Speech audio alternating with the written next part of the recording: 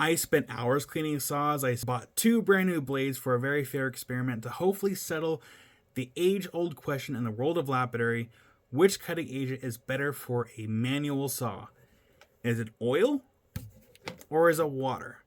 Let's hurry up and start cutting and let's find out. Which one do you think is better? Leave that comment. We'll compare notes at the end. Alright, here's the game plan. We have a Highland Park 10-inch trim saw. I don't even know how old this one is. And then we have a high-tech diamond trim saw. You can use oil if you want to with this one, but a lot of people just use water.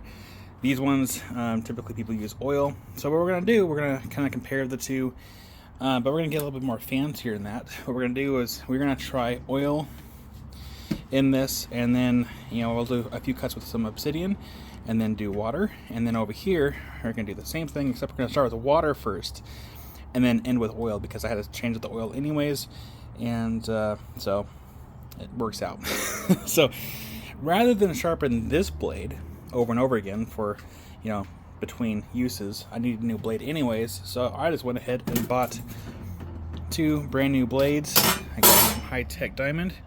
It's the 10-inch red blade, so it works out really. So I'm gonna get these blades on here. We're gonna put oil in this one, make a few cuts of obsidian, empty the oil out, clean the machine. The whole reason why I didn't really want to do this video, but I figured it wouldn't hurt, because I don't want to have to spend too much time cleaning up all the oil. It's gonna be a very messy experiment. So I'm sorry for the dog. So it's gonna be a very messy experiment. And then this one's also bad. We use water, and then we get done using it, we're gonna dry everything off, and then put oil in there, and then do some more cuts. So we're cutting just obsidian, just so we can see the difference visually from the cutting from this saw using oil versus water, and this saw between using oil and water.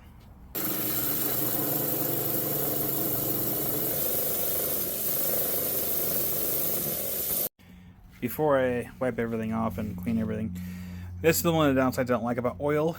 It can be very messy. You can see the overspray, and this is one of the reasons why I stopped. The saws are outside right now, and I got tired of having to mop things up off the floor. Now, granted, this does have a lid, but you can see by the condition of it, it's pretty dirty. It makes it hard when you're trying to film content when that's all cloudy like that. I would like to have a new one at some point, but that's one of the reasons why I don't like using the oil. And water is nicer to use. It is more convenient, but it's not good to leave in your machines because it will rust the blades. We're going to start off with the Lubricool. We're going to put that in here, do a few cuts, drain it out, and then put the hydraulic-based mineral oil in it. Do our few cuts, drain that out, and then I have to scrub everything down and then put the water in there and then make the cuts with the water. I know it's a little bit backwards, but trust the process, because once I get done with the mineral oil for the hydraulic-based mineral oil, then I'm going to be putting that back into that saw. So we're doing everything a little bit backwards. So I'm trying to get the messy part done first, and then we'll go to the more clean part. So you only want about that much oil in there. You don't need a whole bunch, otherwise you're going to have spraying it everywhere, and we don't want that. So what I'm going to do is this. We have our top, just like that. Make sure it's on there. I'm going to put this right here, and then what I'm going to do, I'm going to take these paper towels, just so it doesn't blow away, and get some oil on them, just like that. Okay. And then what we're going to do, without touching everything, getting everything all oily, I'm going to drape this over the back. This is going to prevent the, I should have did this with my other saw too, but that's okay. Just going to drape it just like that. That's going to prevent overspray. I'm going to kind of keep everything kind of contained here. Like that. Now we're going to make our cuts.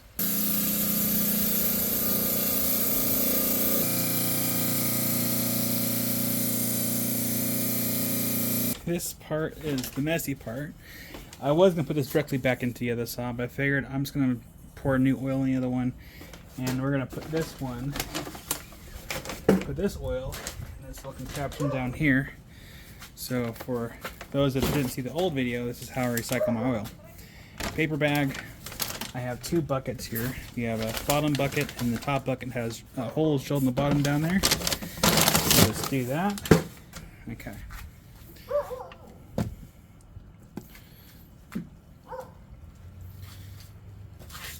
And what will happen is over a period of time, and this oil will actually filter out pretty quick because it's still fairly clean. But if you have like a really dirty saw and with dirty oil, put it in this bag. Over time, it will filter it out. I'll show you here with this other bag. You can see it in there. Over time, it'll filter out the oil from the sludge, and then you can just reuse the oil, all for the price of a 5-cent paper bag, or 10 cents depending where you live. Now to wash it again. All right, we got this all cleaned up, and now we're gonna make our cuts. We're using water. This is the cleanest the saw's been in a long time. But let's go ahead and make these cuts.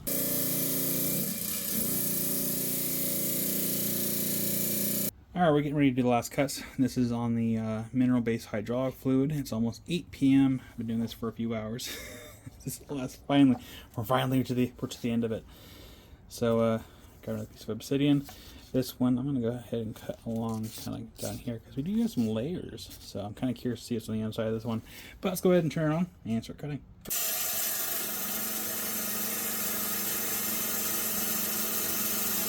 For funsies, we are going to be including this saw in with a comparison, so I wanted to show what a slow cut rock looks like compared to the fast hand cut. It's going to look way different. Spoilers. But I wanted to have a good comparison so I can really show everyone kind of what you're getting with a slow saw versus a hand cut really fast. So in this, I'm not changing out the liquid. We are using the mineral-based hydraulic fluid. And you know, we have our obsidian in here, so we're doing all the cuts on the obsidian because they are going to show the imperfections from the cutting. So I'm gonna let this saw do its thing. This will probably take, I don't know, half an hour or 45 minutes, depending on how many cuts I can get, and we'll go from there. Here's our 7 stones. Just to recap, we used water, we used a mineral-based hydraulic fluid from Napa, and we used Lupercool from Kingsley North. And the machines we used was a Highland Park 10-inch trim saw. It's one of their older models, and a high-tech 10-inch trim saw that, and, you know, it's a fairly modern saw. And the 7th stone over here, this is kind of a good comparison. This is actually from my Loratone auto-fed saw. These ones right here, these first 6, these ones are the ones that we cut by hand. This one's auto-fed, and we're going to do a comparison versus cut by hand and auto-fed. So let's get into it really quick.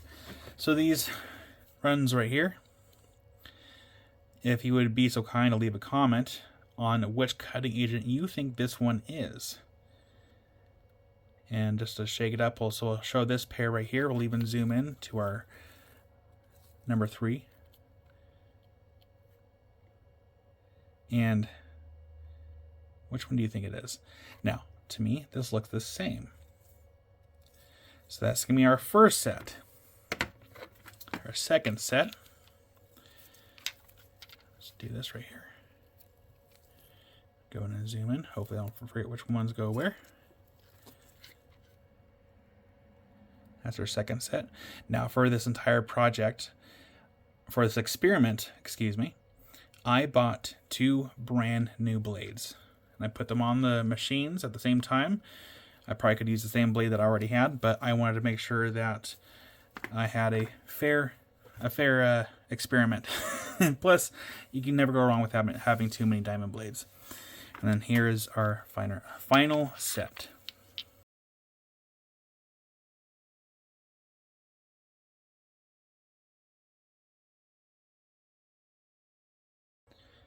So I'll flip it around here without showing the sticker. And put this back in place. Right there. And then right there. And then we're going to take one of this one and we're going to compare it to this top one up here. To me, those look the exact same. And then first, this might look, like I said, this looks a little different because it's, you know, that could have been one of the first cuts on that blade. We'll even flip it over too. And there's another reason why it's a little bit darker than this one. So not really much of a difference, really. So we're going to go ahead and zoom out. These first 2, these are the oil, the mineral-based hydraulic fluid from Napa. And when I first bought the oil, I think it was like, I don't know, $55 for a 5-gallon bucket.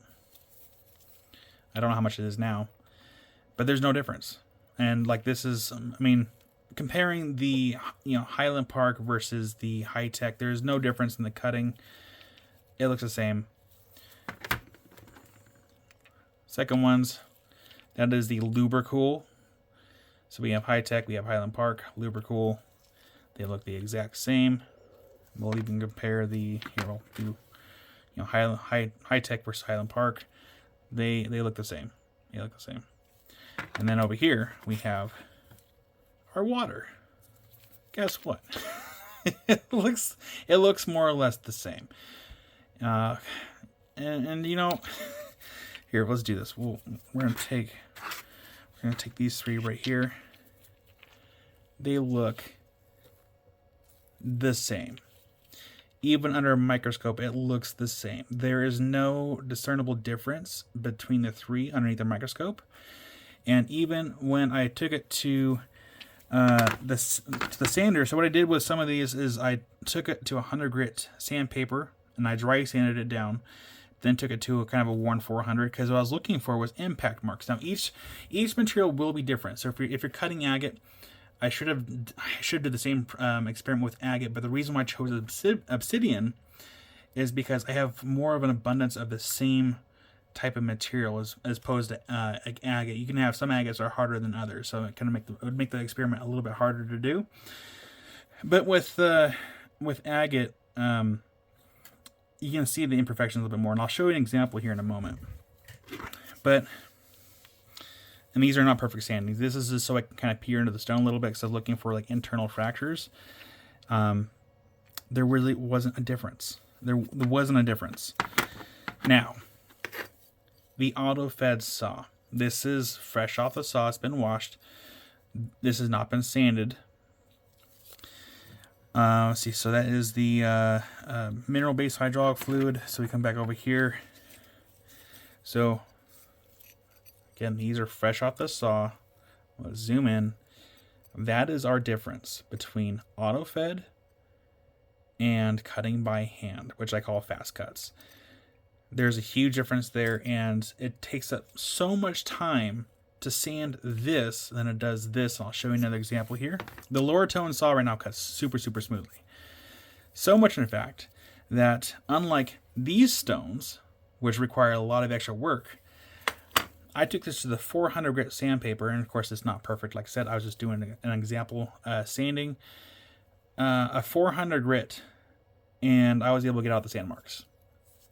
And it wasn't even a fresh 400 grit. It was like a medium worn. So that is I would highly recommend, if anyone has the ability to get a auto-fed saw, if you want to kind of cut back on the amount of sanding and grinding the whole process, get an auto-fed saw. Because cutting by hand, it is nice to do like really quick cuts, but at the same time you're making yourself more work. And I'll show you an example of kind of what to expect with cutting by hand. Let's continue to talk about the quick cuts versus an auto-fed saw. Now, as we showed, it doesn't matter if it's oil or water. It all boils down to the saw. Which saw are you using? Because depending on the saw, it's going to depend on how much work you have to put into the stone to get a much finer polish. So, I'll say this for here in a second, but the left side here, this is the high-tech 10-inch trim saw, and the right side we have the lower tone auto-fed saw. So, some of you that watch my short videos, you should recognize this piece. This is my little amethyst nodule that I cut, and I was so stoked about. But we do have a lot of white marks from the finished cut surface. In order to get those out, we have to really utilize a diamond flat lap for a very long period of time to get these out to a manageable level. And if we don't, here's what it will look like if I don't. It'll look like this. Yes, I'll get a nice polish, but I will be left with these little, what I like to call impact marks, or heat marks, whatever you want to call them. But they will be in the stone until you can grind them out. And this one's actually really bad. This one is really, really in there. you would have to grind the stone down quite a ways to get those out, and it's all over it. You can see it. So if I don't take the proper measures,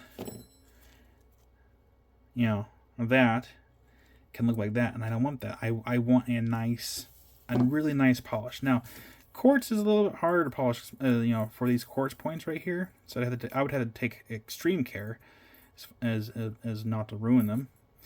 But you know, I would love to have a nice polish on this piece because this is my first amethyst little geode nodule. But it's important to know that when you cut stuff by hand, yes, you're saving a bunch of time when you're cutting. But when you're going to sand and polish, it's going to take forever. Even with this one over here, this one is the Hampton Butte. You can see kind of how the surface is kind of dried. It looks like dried skin. It's like really, really badly textured. It really goes in there.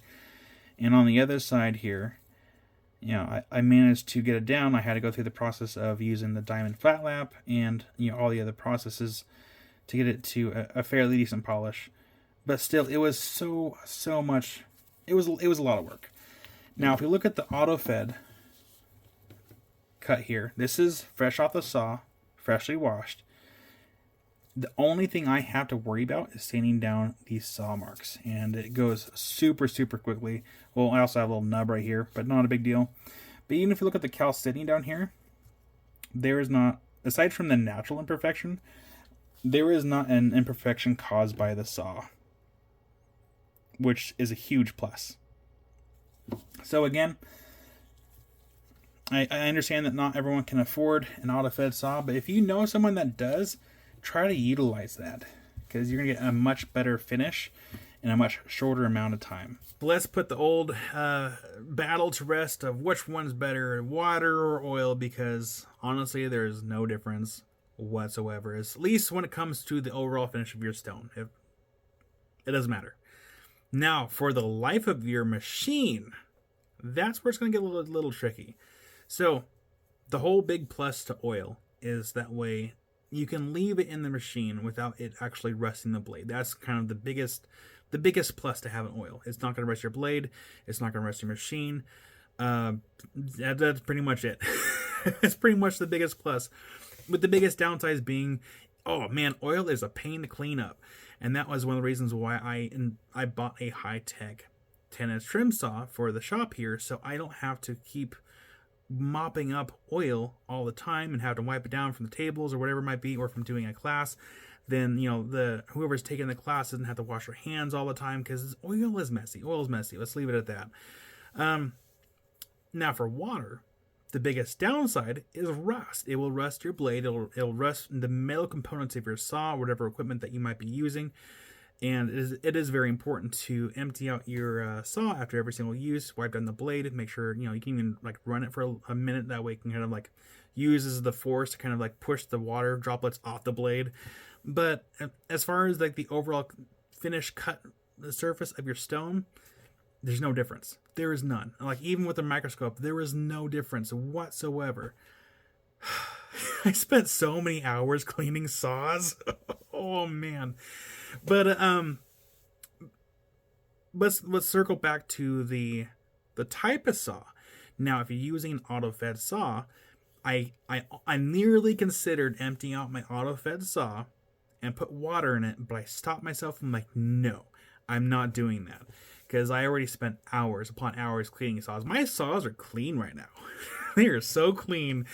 But as far as the auto-fed saw, I'm like, I'm not going to bother with it. I'm just going to use this as an example to show you the difference between what an auto-fed cut looks like versus a quick cut.